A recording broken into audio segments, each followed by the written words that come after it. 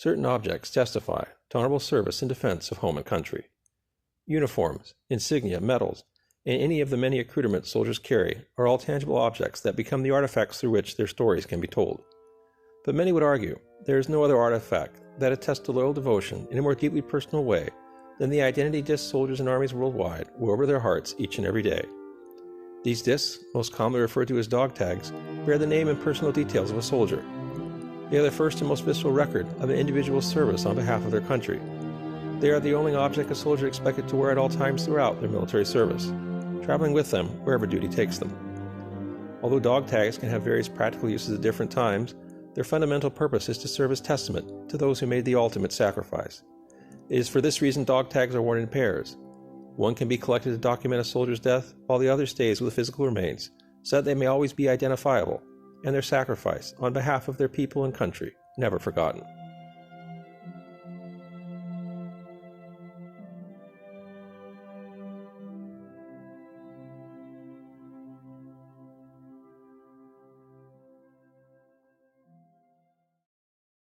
Each of these dog tags was worn by an individual who loved their friends, family, home, culture, and country so much that they chose to risk their lives to defend them. That country was the Republic of Vietnam. Its culture and people live on today as the Saigon Diaspora in places across the globe, from Sydney, Australia, to San Jose and Orange County, California, to Houston, Texas, and to enclaves in Georgia, Virginia, Canada, and beyond. Each of these dog tags bears the name of the original owner. As artifacts, they are the gateways through which the stories of the people who once wore them can be discovered. There are over 500 in this collection. 500 dog tags, 500 names, 500 people with 500 stories.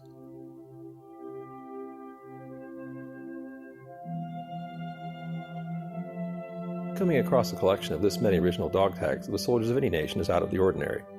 For these to be of 500 soldiers of the Republic of Vietnam is unheard of.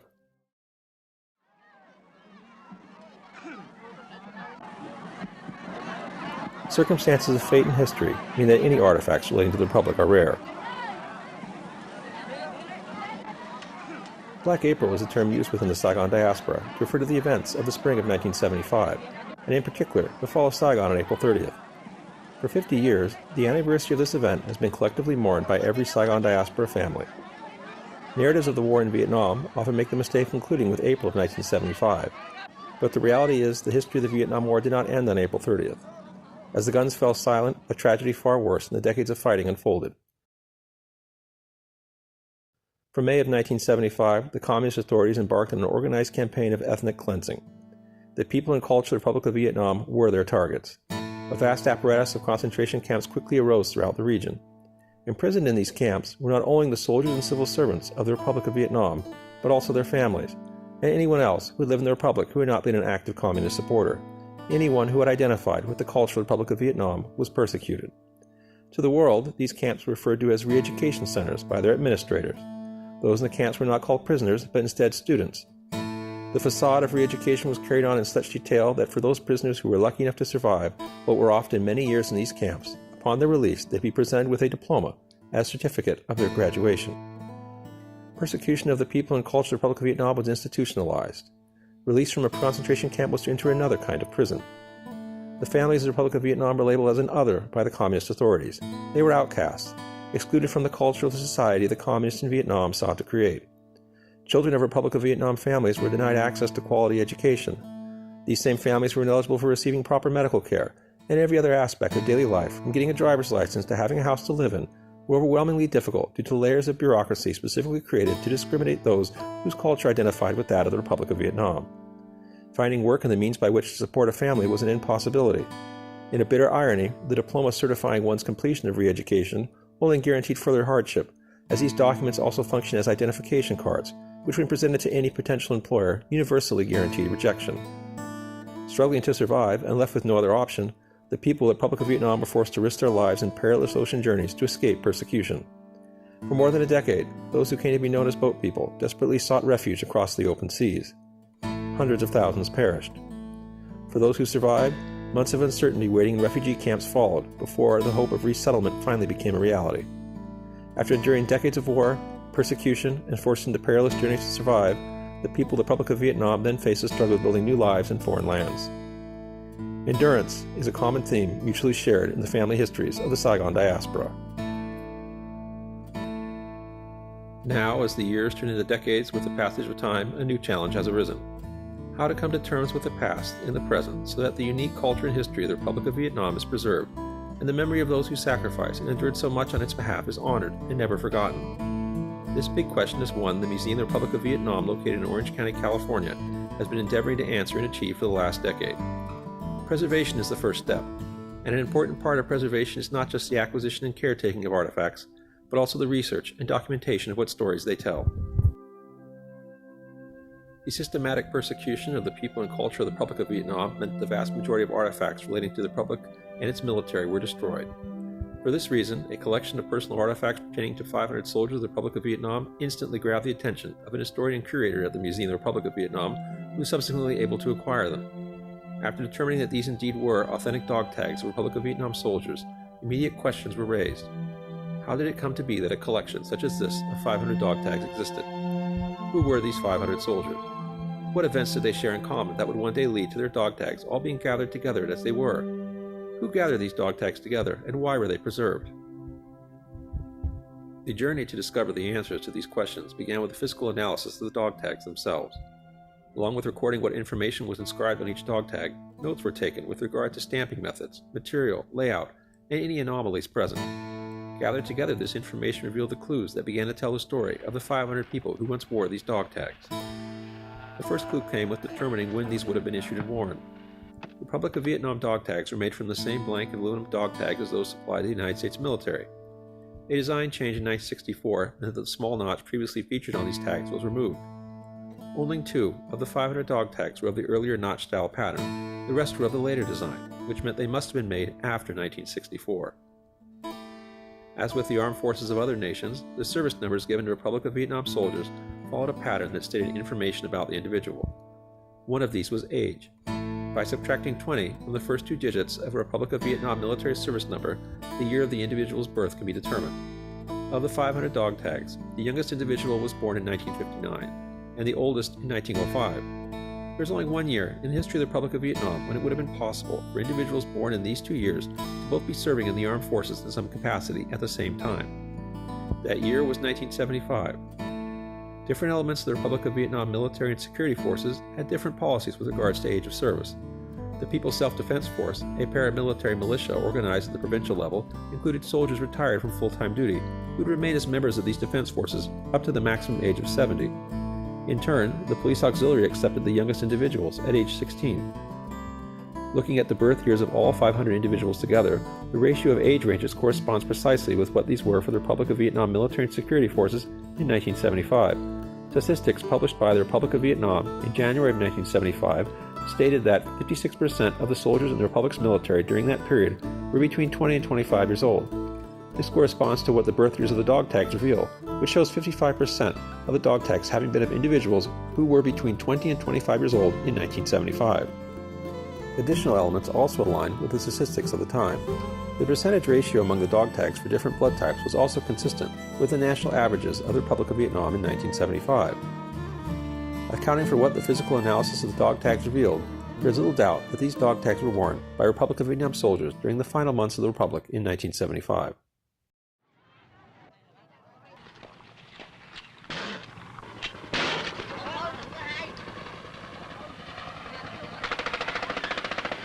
It is often said that the archives of the Republic of Vietnam were destroyed in 1975.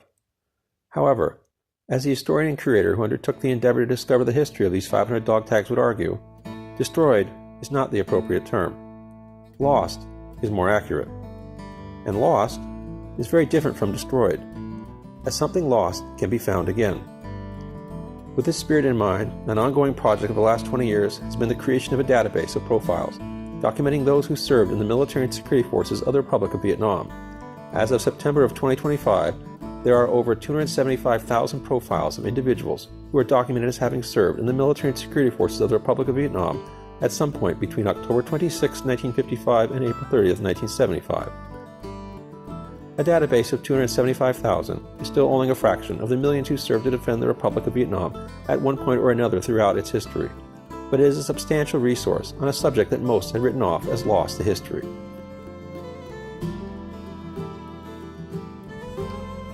The individual profiles in the database are derived from primary sources. In some cases, this includes information provided by the individuals themselves, but primarily the information for these profiles comes from original documentation created by the Republic of Vietnam during the 20-year period of 1955 to 1975. A large assortment of publications and various other forms of material have been gathered and preserved, and their information entered into the database. But of everything that has been found, there is one artifact above all others that has been of priceless value for research. The 1966 Master File Roster of Republic of Vietnam military officers. This file was created by the Republic of Vietnam Ministry of Defense in 1966. It functioned as an internal reference for personnel management within the armed forces of the Republic of Vietnam. Only a handful of copies were ever made. The master file was considered classified, and access was limited to only those holding a high-level security clearance within the Republic's military. The copy shown here bears inventory identification labels that show it was once originally kept at the Ministry of Defense Library in Saigon. A master file of this type was only created once, in 1966. Security concerns coupled with the rapid expansion of the armed forces in the late 1960s made any creation of an updated master profile in later years both ill-advised and impractical. The pages of this master file contain the names and personal details of every officer from second lieutenant to the commander-in-chief throughout the armed forces. Every Army, Navy, and Air Force officer who was serving in the Republic of Vietnam in 1966 is included in this file. For each person, the name, service number, month and year of birth, place of birth, branch of service, rank, date of last promotion, when they received their initial officer's commission, and the current unit they were serving with as of 1966 is recorded in this master file. With the years of birth as a reference, dog tags individuals who were old enough to have potentially been serving as officers in 1966 were set aside. One by one, the details presented on each of these dog tags was compared with the 35,000 listings in the master file in the hope that a match would be found. And so it was in this way that the first of the 500 stories of these dog tags was revealed. Nguyen Hu Lee. Matching name and service number confirmed a precise identification. As the master file showed, he was born in Quang Nam in September of 1927. He received his officer's commission at the National Military Academy in Dalat. In 1966, he held the rank of captain, had been promoted the previous November in 1965. And he was an armor officer in the Army. With these basic details of his biography provided by the master file, the remarkable story of the man who once wore this dog tag was revealed. Nguyen Hu Lee honorably served to defend the Republic of Vietnam throughout its entire history. He rose to the rank of lieutenant colonel and held various commands of both armored units and at the Armored Training School in the Republic of Vietnam. He was highly decorated for his service. In 1972, his quick thinking brought the enemy's attempted invasion of the Republic in the spring of that year to an abrupt halt, when at great personal risk he gave the order to destroy the bridge at Dung Ha. Nguyen Hu Lee was respected as a competent commander, whose devotion earned the loyalty of those under him. In April of 1975, he was taken prisoner when Saigon fell. He endured more than a decade in the concentration camp system. When he was finally released, he immigrated to the United States with his family in 1990. He settled in Texas. A new country, a new language. It was a world away from the concentration camps and the jungles of communist Vietnam. Nguyen Hu Lee fought to defend his country in war for over 20 years. He then endured and survived over a decade as a prisoner in unimaginable conditions. Finally, he was able to find refuge and a new life for his family, free from persecution in a new country. He was in his mid-60s. Given the experiences he went through, one would have imagined him relaxing and living his life in the role of the respected elderly grandfather and great-grandfather, taking pride in what he had accomplished and managed to endure to overcome. But this was not for Nguyen Hu Lee. Instead, he devoted himself to studying English to perfect his language skills. And at an age when many people retire, Nguyen Hu Lee enrolled in college as a freshman. He sat in lecture classes and took notes as a student, alongside classmates more than 40 years his junior. He earned an associate's degree from a community college before transferring to a university, where he completed a bachelor's and then a master's degree, with full honors and a perfect GPA. Nguyen Hu Lee's academic accomplishments and life story of endurance were so inspirational that it came to the attention of the White House. He was honored with a personal letter and official commendation from President Bill Clinton in the 1990s. He then went on to have a literary career, while also working as a teacher. Some of his publications included works of poetry, which garnered critical acclaim. He also worked to accurately translate historical works of Vietnamese literature. He became a strong advocate for learning, and he devoted himself to encouraging others of all ages and backgrounds to pursue higher education. His advocacy caught the eye of the Saigon Broadcasting Television Network, SBTN, the premier media outlet of the Saigon Diaspora. At age 87, an SBTN film crew visited Nguyen Hu Ly at his home in Texas to interview him for a television segment. Cái tuổi đời 87, tôi thấy rằng cái học vấn đó là một điều rất cần thiết.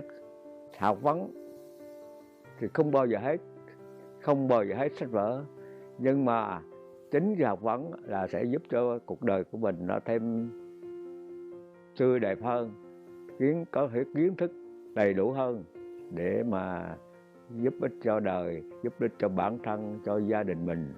Thì tôi mong rằng các bạn nên cố gắng học hành, trau dồi về kỹ thuật, hiện thực để giúp đỡ cho sau này tương lai của các bạn.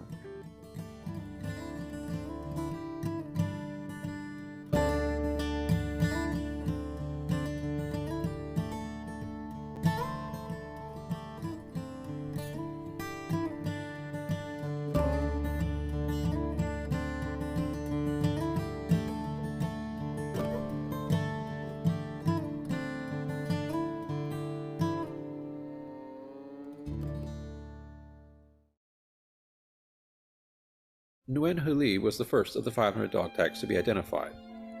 Subsequent research uncovered more dog tags that could also be identified with their original owners. They were of different branches, different ranks, and served in different units, but there was one very apparent element the story of each individual shared in common. They all had been taken prisoner in Black April of 1975. Further, each had also endured many years in the concentration camp system, longer than most.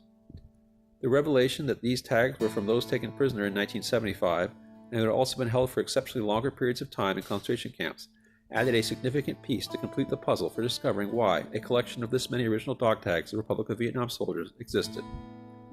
This collection of 500 dog tags was traced back as having come out of Vietnam in the late 1990s or early 2000s. The 1990s heralded a number of changes for the communist regime in Vietnam. The Soviet Union had fallen, and the Cold War was over. Economic interest and the need to attract foreign business investment meant the political rhetoric and policy of previous years needed to be toned down. At the same time as this shift of focus took place in the Vietnamese communist regime, technology was also bringing great changes worldwide. Libraries, archives, and record centers of all kinds around the world were coming to terms with what those in the information science field called digitization. Record keeping was undergoing a massive technology upgrade. In simple terms, it was a shift from paper to digital records. Creating new records using a computer rather than paper files was one thing. What to do about the countless records from the past that existed in paper form? This was a challenge every entity housing records of any kind, everywhere worldwide, had to decide how to handle. The process of transferring physical paper records to digital form was slow and arduous, requiring staff to spend an immense amount of time scanning material or inputting data from paper files into new forms of records created on a computer. Limits of time and resources meant that priorities were considered, as in most cases it was impossible to digitize everything. This pragmatic reality with regard to records technology was just as much of a problem for the Communist Authority in Vietnam as it was everywhere else. The end of the Cold War and a general shift in policy towards business and foreign investment as objectives deprioritized the hunting down and persecution of the people of the Republic of Vietnam. In the days, weeks, months, and years after Black April of 1975, Communist authorities had extensively searched and gathered any evidence that could be used to identify individuals who were associated with the Republic of Vietnam. Photographs, documents, personal letters, and all other types of evidence that could be used to identify those who were to be persecuted was consistently confiscated and held in communist police record centers throughout Vietnam. Changes in policy rendered the need to maintain these records irrelevant. They were seen as obsolete. As a result, beginning in the late 1990s and continuing into the first decade of the new millennium, the material previously housed in these communist archives that related to the Republic of Vietnam were deassessed and sold to resellers on the second-hand market in Vietnam, who in turn offered them for sale to tourists as well as to others worldwide.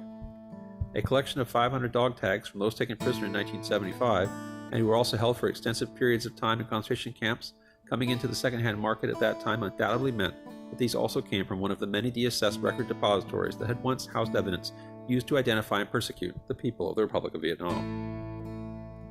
These dog tags were first collected from the original owners by their communist captors. They were then preserved as a collection together by the authorities as evidence of Republic of Vietnam affiliation with regard to 500 individuals who were singled out and given longer sentences in concentration camps than most. The precise reasons for why these 500 individuals were kept longer as prisoners is unknown, but examples from the accounts of others who were similarly forced to endure many years in these camps suggest it almost certainly was due to these individuals' lack of willingness to cooperate with their captors. These dog tags were designed to withstand the test of time. They are made of aluminum, a material that does not rust. It endures. An artifact, by definition, is a tool used by a human for an intended purpose. These dog tags are artifacts. Today they exist as the tools by which the stories of the people who once wore them can be encountered. They give testament to those who loyally served their country and were devoted to their culture. They are worthy of being honored, and their remarkable stories told and remembered. Discovery does not end here. These 500 stories are only part of the insurmountable saga of the millions of people of the Republic of Vietnam and their journeys through history and into the Saigon Diaspora.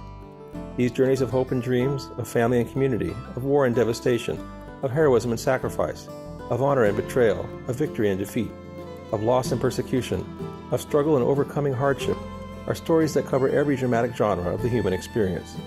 To discover and learn of the experiences of these people and their places in time is not limited by heritage, as this remarkable history has relevance and value to us all as parts of the cultural history of humanity, with legacy still influencing the global society we live in today. The stories of the journeys of the Saigon Diaspora are above all inspirational lessons that speak to the eternal nature of the human spirit to endure against unimaginable adversity. By caretaking the artifacts of this history and recording what clues they offer, their stories are discovered and preserved. These stories bring history and culture to life and are the key to ensuring those who sacrificed and endured so much are forever honored and never forgotten.